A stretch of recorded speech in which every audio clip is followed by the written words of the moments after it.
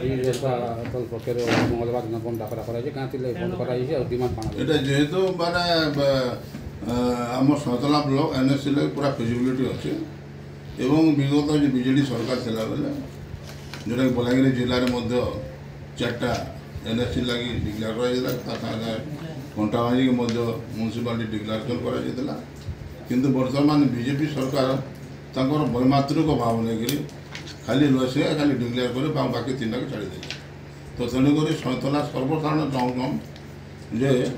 ସନ୍ତଲା ବନ୍ଦ ପାଳନ କରାଯିବ ସେଥିଲାଗି ଆମେ ବିଜେଡି ତରଫରୁ ଆମେ ଯେନ୍ଟାକି ସନ୍ତଲା ବନ୍ଦ ଆମେ ପାଳନ କରୁଛୁ